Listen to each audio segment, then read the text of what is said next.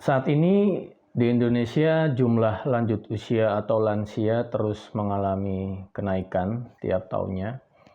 Data terakhir dari Badan Pusat Statistik atau BPS menunjukkan hampir 10% populasi penduduk Indonesia adalah lansia. Tepatnya 9,92% atau sekitar 26 jutaan jiwa. Menurut Bank Dunia, negara dengan populasi lansia lebih dari 7% dikategorikan sebagai negara yang mengalami penuaan populasi, dan hal ini sekarang sedang dialami oleh Indonesia, sehingga pemerintah harus siap mengambil kebijakan tentang situasi populasi yang mengalami penuaan ini. Bahkan menurut data BPS, beberapa provinsi di Indonesia saat ini sudah memiliki populasi lansia di atas 10%, yaitu ada Yogyakarta 14,71%, Jawa Tengah 13,81%, Jawa Timur 13,38%, kemudian Bali 11,58%, Sulawesi Utara 11,51%, dan Sumatera Barat 10,07%.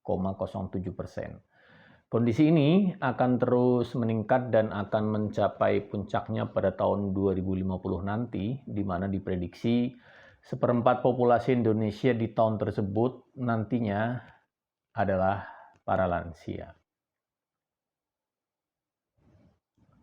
Peningkatan jumlah populasi lansia pasti akan memberikan dampak kepada negara. Paling enggak ada 3 dampak dari penuaan populasi. Yang pertama adalah penurunan produktivitas, kedua menurunnya jumlah angkatan kerja, dan ketiga penurunan angka tabungan atau saving. Nah, dampak ketiga ini atau penurunan angka tabungan ini lazim terjadi di negara yang sistem kesehatannya tidak begitu bagus, sehingga para lansia harus mengambil atau menghabiskan tabungannya untuk membiayai kebutuhan pengobatan kesehatannya dia. Tentu ini karena lansia adalah kelompok penduduk yang mereka memiliki keterbatasan dalam hal kesehatan, alias kesehatannya sudah dalam kondisi yang menurun.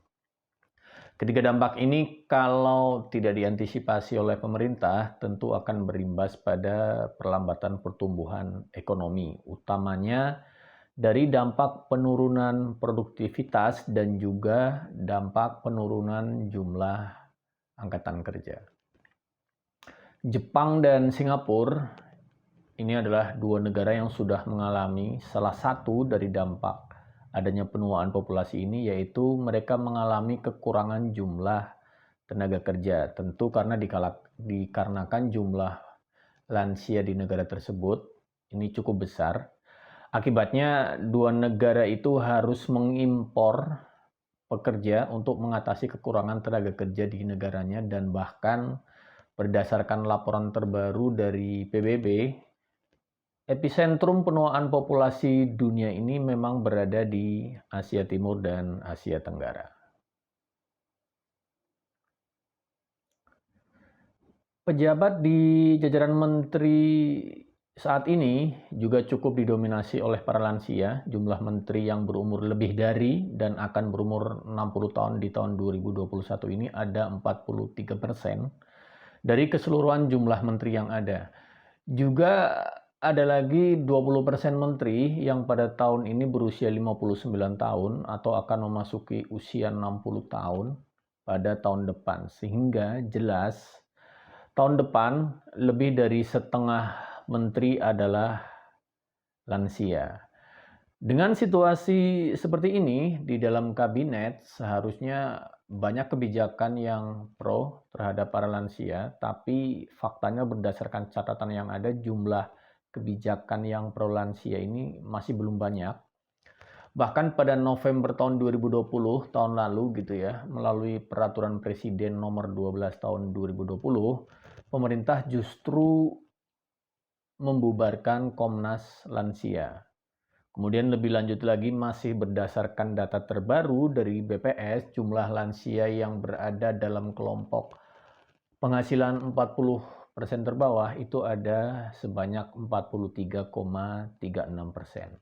Tapi dari jumlah lansia yang ada, Ternyata yang menerima program bantuan pangan non-tunai atau BPNT ini hanya sebesar 18,99%. Kemudian yang menerima program keluarga harapan hanya 11,13% dan yang menerima program kartu keluarga sejahtera hanya 13,59%. Dan bahkan untuk jaminan kesehatan ini masih ada 26,41% lansia yang bahkan belum memiliki jaminan kesehatan. Artinya, tidak semua lansia dalam penghasilan 40% terbawah tadi menerima bantuan sosial dan juga tidak semua lansia mendapatkan jaminan kesehatan. Kondisi seperti ini tentunya perlu dicarikan solusi bersama sekaligus untuk mengantisipasi peningkatan drastis jumlah lansia di Indonesia yang akan terus meningkat setiap tahunnya di tahun-tahun yang akan datang. Sekian video kali ini, jangan lupa subscribe.